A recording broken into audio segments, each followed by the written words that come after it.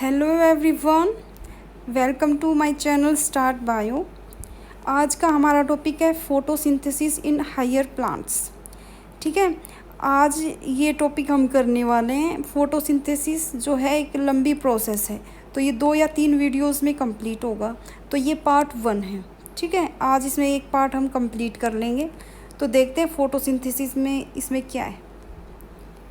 Photosynthesis, photo means light, synthesis means synthesis of food, synthesis of anything. यहाँ पर है synthesis of food. ठीक है, लाइट की प्रेजेंस में जो प्लांट्स हैं वो फूड सिंथेसाइज करते हैं। ठीक है, इस प्रोसेस को बोलते हैं फोटोसिंथेसिस। ठीक है, सिंथेसिस यूजिंग लाइट। इसके जो प्रोडक्ट हैं, प्रोडक्ट यानी इस प्रोसेस के बाद हमें क्या मिलेगा, यहाँ पर मिलेगा कार्बोहाइड्रेट्स एंड ऑक्सीजन। तो हम क्यों इसलिए बोलते हैं कि ज़्यादा से ज़्यादा पेड़ लगाओ, क्योंकि जो ऑक्सीजन है हमें वो एकमात्र सोर्स है ऑक्सीजन का, वो है फोटोसिंथेसिस जो प्लांट्स हमें प्रोवाइड करते हैं। इसलिए ज़्यादा से ज़्यादा पेड़ लगाने चाहिए। ठीक है, ताकि हमें ऑक्सीजन, हमें शुद्ध हवा मिल सके सांस लेने के लिए। एंड कार्बोहाइड्रेट्स, हम जो फूड है वो कहाँ से अपना फूड लेते हैं, हम प्लांट से लेते हैं अपना फूड। ठीक है, तो जो फूड का मेजर सोर्स है वो प्लांट्स हैं। ठीक है, और फूड एंड ऑक्सीजन दोनों ही फोटोसिंथेसिस रिएक्शन का प्रोडक्ट है। ठीक है, हमें ज़्यादा से ज़्यादा पेड़ लगाने चाहिए ताकि इनकी सप्लाई हमें होती रहे। जो साइट ऑफ फोटोसिंथेसिस है वो क्या है, यानी फोटोसिंथेसिस प्लांट्स में कहाँ हो रहा होता है, ये हो रहा होता है क्लोरोप्लास्ट में। ठीक है, क्लोरोप्लास्ट क्या है अब देखते हैं। जो लीफ हैं, जो पत्ते होते हैं पेड़ में, उन पत्तों में मेसोफिल सेल्स होती हैं। ठीक है, मेसोफिल सेल्स होती हैं पत्तों में। ये जो मेसोफिल सेल्स हैं वो प्लास्टिड कैरी करती हैं, इनके अंदर प्लास्टिड होता है। और जो क्लोरोफिल कंटेनिंग प्लास्टिड है उनको क्लोरोप्लास्ट बोलते हैं। और ये क्लोरोप्लास्ट ही क्या है, साइट ऑफ फोटोसिंथेसिस। ठीक है, chlorophyll containing plastid are chloroplast. जो क्लोरोफिल है ये पिगमेंट होता है, ग्रीन कलर का पिगमेंट होता है। ठीक है, जो कि फोटोसिंथेसिस के लिए हेल्पफुल होता है। ठीक है, ये पूरी स्लाइड आपको समझ में आ गई। अब नेक्स्ट चलते हैं। ये क्लोरोप्लास्ट का डायग्राम है। देखिए, क्लोरोप्लास्ट जो है डबल मेम्ब्रेन सिस्टम होता है। इसमें आउटर मेम्ब्रेन होती है, इनर मेम्ब्रेन होती है। ठीक है, जो क्लोरोप्लास्ट के अंदर ये स्टैक्स आप देख पा रहे हैं, एक दूसरे के ऊपर जो स्टैक्स लगे हुए हैं, मेम्ब्रेन सी अटैच हैं, इनको बोलते हैं ग्रेना। ठीक है, ओके। और जो जहाँ पर ये ग्रेना प्रेजेंट नहीं है वो है प्लेस स्ट्रोमा। ठीक है, इसके अंदर राइबोसोम्स होते हैं, स्टार्च ग्रैन्यूल होते हैं, लिपिड ड्रॉपलेट्स वगैरह होते हैं। इस डायग्राम को दिखाने का मेरा मेन मोटिव है कि आपको ग्रेना समझाना, ग्रेना जो थाइलाकोइड्स की स्टैक्स हैं वो ग्रेना को समझाना है और स्ट्रोमा को समझाना, ताकि आपको पता चल सके जो फोटोकेमिकल रिएक्शंस हैं जो कि मैं आगे बताऊंगी वो कैसे हो रही हैं। ठीक है, और कहाँ पर हो रही हैं। जो ये ग्राना आप देख पा रहे हैं ना, इसके अंदर होती है फोटोकेमिकल रिएक्शंस, जिसमें PS1 एंड PS2 इन्वॉल्व होते हैं। अब आप पूछेंगे कि PS1 एंड PS2 क्या हैं। जो PS यानी photo system 1 and photo system 2, जो फोटोकेमिकल रिएक्शन है, जो ये फोटोफॉस्फोराइलेशन है, जहाँ पर हमें ATP एंड NADPH मिलने वाला है, वो रिएक्शंस इन्हीं ग्रेना में हो रही होती है। ठीक है, थाइलेकोइड मेम्ब्रेन में होती है वो रिएक्शन। और थाइलेकोइड का जो ग्रुप है ये ग्रेना हम यहाँ पे कह रहे हैं, तो मेनली वो थाइलेकोइड में हो रही है। ठीक है, और जो मैं यहाँ पर जो मैं रिएक्शंस आपको आगे करवाऊँगी, तो आपको वहाँ पर ये डायग्राम आपको ध्यान करना है। जब मैं ग्राना शब्द बोलूँ तो आपको याद होना चाहिए कि मैंने ये कहाँ बताया था। ठीक है, ये डायग्राम मैंने NCERT से लिया है। जो फोटोसिंथेसिस है वो दो स्टेप्स में कंप्लीट होती है। इसमें 2 तरह की रिएक्शंस होती है। एक होती है लाइट डिपेंडेंट रिएक्शन और दूसरी होती है लाइट इंडिपेंडेंट रिएक्शंस।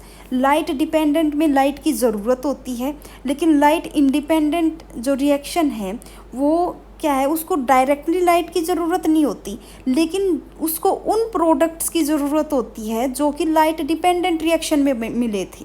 यानी लाइट डिपेंडेंट रिएक्शन में हमें मिलेगा ATP and NADPH and oxygen. ठीक है, ऑक्सीजन तो वहाँ से डिफ्यूज़ हो जाएगी, तो हमें हमारे पास कौन से दो प्रोडक्ट बचे हैं, एक तो ATP बचा है और एक NADPH बचा है। तो वो जो दोनों प्रोडक्ट है वो कहाँ पर यूज़ होंगे, वो लाइट इंडिपेंडेंट रिएक्शन में यूज़ होंगे। ठीक है, लाइट इंडिपेंडेंट रिएक्शन में हम C3 साइकिल, C4 साइकिल वगैरह देखेंगे। और C3 साइकिल और C4 साइकिल में क्या होता है, फूड सिंथेसिस होता है, यानी कार्बोहाइड्रेट्स बनते हैं। वो कार्बोहाइड्रेट्स एक साइकिल रिएक्शन चलती है उसमें बनते हैं, और उन्हीं साइकिल रिएक्शंस में ATP एंड NADPH यूज़ होते हैं। ठीक है, तो ये क्या होगी, ये जो लाइट डिपेंडेंट रिएक्शन के प्रोडक्ट हमें मिले थे वो यहाँ पर यूज़ हो गए। लेकिन डायरेक्टली तो इसने लाइट नहीं लिया ना, कि सनलाइट डायरेक्टली ले रही है, ऐसे नहीं हुआ ना। ऐसा सिर्फ फर्स्ट रिएक्शन में होगा जहाँ पर वो डायरेक्टली सन से लाइट ले रही है, सनलाइट ले रही है, इसीलिए वो तो लाइट डिपेंडेंट रिएक्शन है। और जहाँ पर इसके प्रोडक्ट यूज़ हुए हैं वो है light independent reactions. I hope आपको ये समझ में आ गया। ठीक है, देखते हैं आगे क्या है। लाइट डिपेंडेंट रिएक्शन, इसको फोटोफॉस्फोराइलेशन बोलते हैं। फोटो यानी लाइट की प्रेजेंस, और फॉस्फोराइलेशन यानी ATP का बनना। लाइट की प्रेजेंस में ये यहाँ पर ATP वगैरह बन रहे हैं। ठीक है, इसके जो प्रोडक्ट हैं वो क्या है, ATP है, ऑक्सीजन है, NADPH है। ठीक है, लाइट रिएक्शन के ये प्रोडक्ट हैं।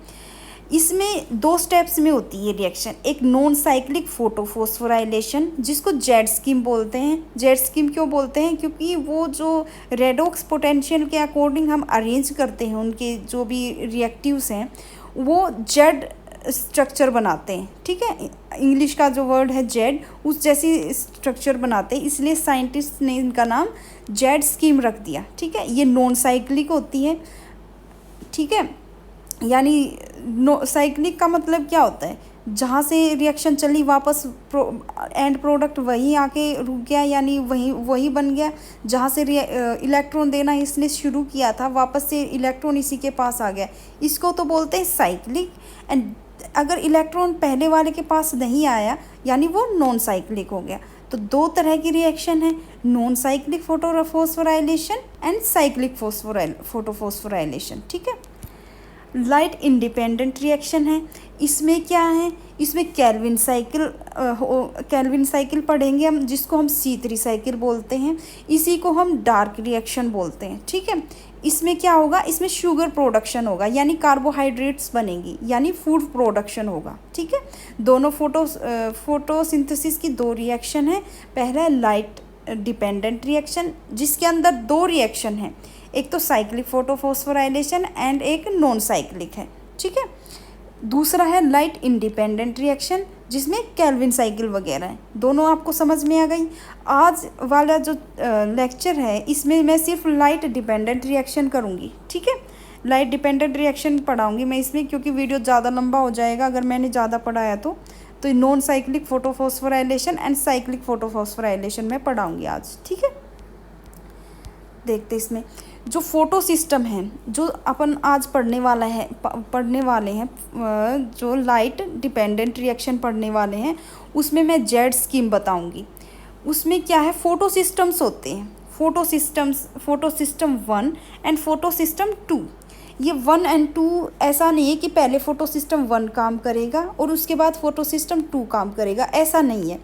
इनके नाम रखे गए इनकी डिस्कवरी के अकॉर्डिंग, यानी पहले जो फोटो सिस्टम डिस्कवर किया गया वो फोटो सिस्टम 1 है, उसके बाद कौन सा डिस्कवर किया गया उसका नाम सेकंड रख दिया, यानी वो फोटो सिस्टम 2 है। ठीक है, जो फोटो सिस्टम 1 है उसको बोलते हैं P700, यानी ये 700 नैनोमीटर की जो वेवलेंथ की लाइट होती है उस पे काम करता है। फोटो सिस्टम 2 है जो 680 नैनोमीटर की वेवलेंथ की जो लाइट है उस पे काम करेगा। दूसरा डिफरेंस देख लेते हैं फोटो सिस्टम 1 एंड 2 में।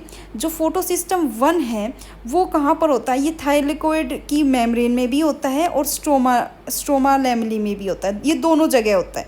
लेकिन जो फोटो सिस्टम 2 है ये सिर्फ थाइलेकोइड की मेम्ब्रेन में पाया जाता है। ठीक है, फोटो सिस्टम 1 दोनों जगह होता है, फोटो सिस्टम 2 सिर्फ थाइलेकोइड मेम्ब्रेन में होता है। ये डिफरेंस आपको ध्यान रखना है।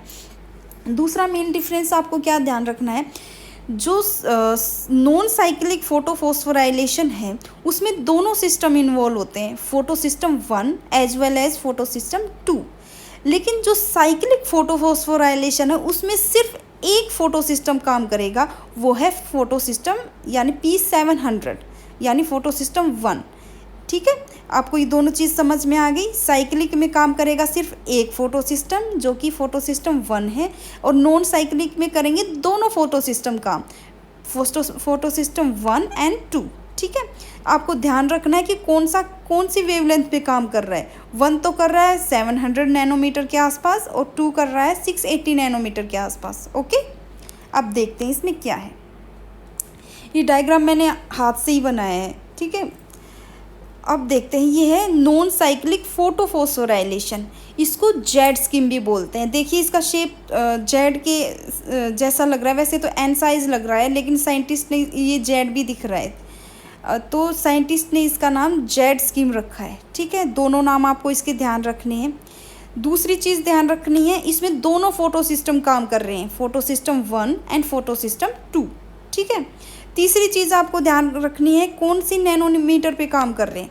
फोटो सिस्टम 2 काम कर रहा है 680 नैनोमीटर की वेवलेंथ पे, फोटो सिस्टम 1 काम कर रहा है 700 नैनोमीटर की वेवलेंथ पे। ठीक है, जो भी मैंने ये शॉर्ट फॉर्म में लिख रखे हैं जो इलेक्ट्रॉन एक्सेप्टर्स हैं। ठीक है, लेकिन मैं इनके पूरे नाम बताऊंगी, आपको वो ध्यान से सुनने हैं। ठीक है, सबसे पहला स्टेप क्या होगा कि ये इनको लाइट रिसीव होगी एक स्पेसिफिक वेवलेंथ की। ठीक है, मैंने सन बनाया ताकि आपको लगे कि यहाँ से सनलाइट आ रही है। ठीक है, पहले सनलाइट इन्होंने 680 नैनोमीटर की वेवलेंथ की लाइट रिसीव की है। पहला सिस्टम कौन सा काम कर रहा है, पहला कर रहा है PS2। याद कीजिए, मैंने पहली वाली स्लाइड में आपको बताया था कि ये मत सोचना कि इसका नंबर 2 है तो ये बाद में काम करेगा, ऐसा नहीं है। ये नाम इनकी डिस्कवरी के अकॉर्डिंग रखे गए हैं, इसलिए ये ऐसा नहीं है कि ये दूसरा नंबर है तो ये दूसरे नंबर पे काम करेगा, ये पहले काम करेगा। तो सबसे पहले काम करेगा PS2। ये क्या करेगा, 680 नैनोमीटर की जो लाइट है इसको रिसीव करेगा। पहला स्टेप हो गया, इसने लाइट रिसीव की है। दूसरा क्या है, फोटोलाइसिस ऑफ वाटर, यानी लाइट के प्रेजेंस में वाटर का टूटना। ठीक है, H2 ब्रेक होएगा 2 H+ ions, 2 electron and oxygen में। ठीक है, ऑक्सीजन यहाँ से डिफ्यूज़ हो जाएगी और जो हमारे काम की चीज़ है ये 2 इलेक्ट्रॉन्स। ठीक है, पहला स्टेप है सनलाइट का रिसीव होना, 680 नैनोमीटर की सनलाइट रिसीव हुई है। उसके बाद फोटोलाइसिस ऑफ वाटर का ब्रेक डाउन हुआ है। यहाँ पे हमें जो जो प्रोडक्ट मिले हैं, ऑक्सीजन मिली है, इलेक्ट्रॉन्स मिले हैं। ये जो इलेक्ट्रॉन्स हमें मिले हैं due to photolysis of water, electrons हमें मिले, ये इलेक्ट्रॉन्स जाएंगे इसके एक्साइटेड स्टेट में। ठीक है, यहाँ पर रिसीव करेगा प्राइमरी इलेक्ट्रॉन एक्सेप्टर। ठीक है, यहाँ से जाएंगे फियोफाइटिन के पास, PHE जो लिखा हुआ है ये है फियोफाइटिन। ठीक है, इधर से इलेक्ट्रॉन जाएंगे प्लास्टोक्यूनोन A के पास, ये PQA लिखा हुआ है, ये प्लास्टोक्यूनोन A है। ठीक है, ये सीरीज़ आपको बिल्कुल एग्जैक्टली ऐसे ही याद रखनी है। ठीक है, फियोफाइटिन से गए प्लास्टोक्यूनोन A के पास, प्लास्टोक्यूनोन A के बाद गए हैं ये प्लास्टोक्यूनोन B के बाद, P के पास। ठीक है, प्लास्टोक्यूनोन B के पास गए हैं ये, पहले फियोफाइटिन, उसके बाद प्लास्टोक्यूनोन A, उसके बाद प्लास्टोक्यूनोन B, इसके बाद गए हैं साइटोक्रोम B6F के पास। SCYT B6F है ना, इसको बोलते हैं साइटोक्रोम B6F। ठीक है, ये साइटोक्रोम B6F है, ये प्रोटॉन पंप की तरह काम करता है और यहाँ पर ये सिंथेसाइज करता है ATP। देखिए यहाँ पर लिखा हुआ है ATP, तो साइटोक्रोम B6F सिंथेसाइज करेगा ATP क्योंकि ये प्रोटॉन पंप की तरह काम करता है। इसके बाद इलेक्ट्रॉन गए हैं PC के पास यानी प्लास्टोसाइनिन के पास। ठीक है, ये कॉपर कंटेनिंग होता है। ठीक है, प्लास्टोसाइनिन के बाद ये गए हैं फोटो सिस्टम 1 के पास। ठीक है, अब आप देखिए प्लास्टोसाइनिन क्या कर रहा है, PS2 से इलेक्ट्रॉन्स लेके PS1 को दे रहा है। ठीक है, तो एक लिंक की तरह काम कर रहा है। तो अगर आपसे पूछे कि PS1 के पास इलेक्ट्रॉन कहाँ से आए, किसने दिए, तो वो दिए हैं प्लास्टोसाइनिन ने, यानी PC जो लिखा हुआ है प्लास्टोसाइनिन ने दिया है। अब देखिए PS1 के पास इलेक्ट्रॉन्स आ गए। अब ये भी एक्साइटेड स्टेट में जाएगा, ठीक है, ये इलेक्ट्रॉन गया अपनी एक्साइटेड स्टेट में, ठीक है। P700 ऊपर लिखा हुआ, ये स्टार मैंने लगाया है ताकि आपको लगे, मतलब लगना चाहिए कि ये एक्साइटेड स्टेट में गए, ठीक है। यहाँ पर गए हैं A0 के पास, फिर A1, ये दोनों क्या है, ये फाइलोक्यूनोन है। A1 क्या है, फाइलोक्यूनोन, ठीक है, ये नाम आपको ध्यान रखना है। इधर से गए फेरस सल्फर कॉम्प्लेक्स के पास, ठीक है। फेरस सल्फर कॉम्प्लेक्स के बाद FeS है जो लिखा हुआ है, इसके बाद गए FeSa, उसके बाद FeSb, और उसके बाद गए हैं FD के पास यानी फेरिडोक्सिन के पास, ठीक है। फेरिडोक्सिन के बाद गए हैं FNR के पास, और यहाँ पर क्या है, NADP+ जो है इलेक्ट्रॉन्स को एक्सेप्ट करेगा और NADPH बना देगा, यानी इलेक्ट्रॉन एक्सेप्ट करके ये रिड्यूस हो जाएगा, रिड्यूस होकर NADPH बनाएगा। और अगर हम कहें कि फाइनल इलेक्ट्रॉन एक्सेप्टर कौन है ना नॉन साइक्लिक फोटोफॉस्फोराइलेशन में, प्राइमरी इलेक्ट्रॉन एक्सेप्टर कौन है, तो वो है NADP+, क्योंकि इसने फाइनली इलेक्ट्रॉन एक्सेप्ट किए हैं और वो बन गया है NADPH, ओके। तो हमें दो एनर्जी की फॉर्म हमें यहाँ पर मिल गई हैं। पहले मिली है हमें ATP, उसके बाद मिला है NADPH। तो और ऑक्सीजन हमें फोटोलाइसिस ऑफ वाटर के दौरान मिल गई थी। तो हमें नॉन साइक्लिक फोटोफॉस्फोराइलेशन में तीनों प्रोडक्ट हमें मिल चुके हैं, जो थे ATP, NADPH एंड ऑक्सीजन, ठीक है। ऑक्सीजन यहाँ से डिफ्यूज़ हो जाएगी, ठीक है। दो प्रोडक्ट बच गए, ATP बच गया और NADPH बच गया। ये यूज़ हो जाएंगे, ये कहाँ पर यूज़ हो जाएंगे, ये साइक्लिक रिएक्शन में, सॉरी, ये जो C3 साइकिल वगैरह थे ना, ये वहाँ पर यूज़ हो जाएंगे, ठीक है। यहाँ पर जो इस जेड स्कीम के इम्पोर्टेंट पॉइंट्स हैं वो मैं आपको बता देती हूँ। PS1 एंड PS2 दोनों यूज़ होंगे। पहले कौन एक्सेप्ट करेगा इलेक्ट्रॉन्स, PS2 से रिएक्शन शुरू होएगी। फाइनल इलेक्ट्रॉन एक्सेप्टर कौन है, फाइनल इलेक्ट्रॉन एक्सेप्टर यहाँ पर NADP है, ठीक है। ये सारी बातें आपको ध्यान रखनी है, ठीक है। ये मैंने थोड़ा रफली बनाया है, अगर आपको समझ नहीं आ रहा है तो आप गूगल से कोई भी इमेज लेके जो नॉन साइक्लिक फोटोफॉस्फोराइलेशन आप टाइप करेंगे, आपके पास बहुत सारी इमेजेस आएंगी, वहाँ से आप इसको अच्छे से कर सकते हैं। मैंने यहाँ पर डायग्राम पे ज़्यादा ध्यान नहीं दिया है, मैंने एक्सप्लेनेशन पे ज़्यादा ध्यान दिया है आपको समझाने के लिए, ठीक है। आपको ये पूरी स्कीम आपको ये याद रखनी है, इसका नाम है जेड स्कीम या फिर नॉन साइक्लिक फोटोफॉस्फोराइलेशन। मैंने यहाँ इसको नॉन साइक्लिक क्यों कहा है, क्योंकि जहाँ से इलेक्ट्रॉन या जहाँ से रिएक्शन शुरू हुई थी, जो जिसने पहले इलेक्ट्रॉन दिया था वापस उसी को इलेक्ट्रॉन नहीं मिल रहे हैं। देखिए PS2 ने इलेक्ट्रॉन देने शुरू किए थे, लेकिन लास्ट में तो इलेक्ट्रॉन इसके पास वापस नहीं आए ना, इसीलिए ये नॉन साइक्लिक है। अगर वापस जहाँ से इलेक्ट्रॉन देने शुरू होते हैं वहाँ पर वापस से इलेक्ट्रॉन्स आ जाते हैं तो उसी को तो साइक्लिक बोलते हैं, है ना। जो प्रोडक्ट शुरू में चला था वही प्रोडक्ट बन जाए उसी को साइक्लिक बोलते हैं, है ना। लेकिन यहाँ पर PS2 ने इलेक्ट्रॉन देने शुरू किए थे लेकिन वापस इलेक्ट्रॉन इसके पास नहीं आए, इसीलिए ये नॉन साइक्लिक फोटोफॉस्फोराइलेशन है, ठीक है। अब ये आपको ध्यान आ गया कि इसमें ATP एंड NADPH बना था। अब देखते हैं साइक्लिक फोटोफॉस्फोराइलेशन, इसमें और नॉन साइक्लिक में क्या सबसे बड़ा डिफरेंस है कि वहाँ पर हमें ATP एंड NADPH दोनों ही मिल रहे थे, लेकिन साइक्लिक में हमें सिर्फ और सिर्फ ATP मिलेगा, ठीक है। देखिए पहले P700 के पास इसे इलेक्ट्रॉन एक्साइटेड हुए हैं, ठीक है। P700 के बाद वो कहाँ गए हैं, प्राइमरी इलेक्ट्रॉन एक्सेप्टर के पास गए हैं इलेक्ट्रॉन्स। यहाँ से गए हैं फेरिडोक्सिन के पास, लेकिन फेरिडोक्सिन के पास बाद से ये NADP+ के पास नहीं जाएंगे, ये जाएंगे प्लास्टोक्यूनोन के पास, ठीक है। प्लास्टोक्यूनोन के बाद जाएंगे साइटोक्रोम B6F के पास।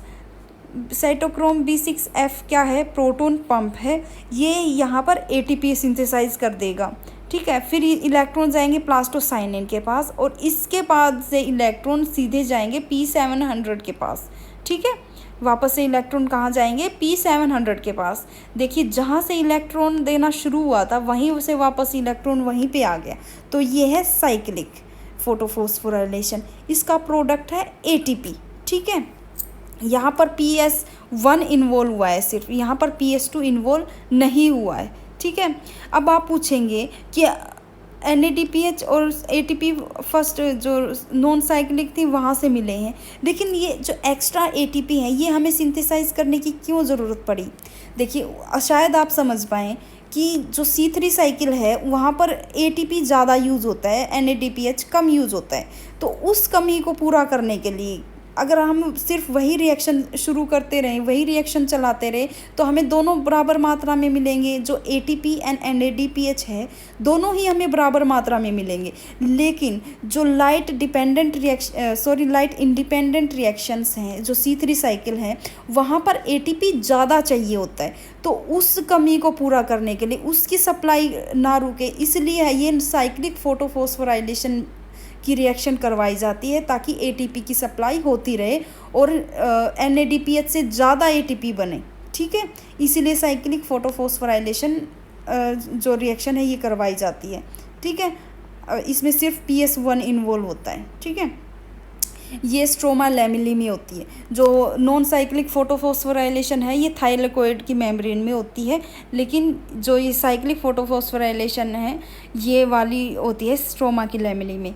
जो मैंने डायग्राम आपको शुरू में दिखाया था जिसमें ग्रेना, थाइलेकोइड, स्ट्रोमा वगैरह बताए थे ना, आप वहाँ से देख लेना कि कौन सी रिएक्शन कहाँ हो रही होती है। ठीक है, ये हो रही है स्ट्रोमा लैमेली में। साइक्लिक फोटोफॉस्फोराइलेशन होती है stroma lamellae and non cyclic photophosphorylation होती है थाइलेकोइड मेम्ब्रेन।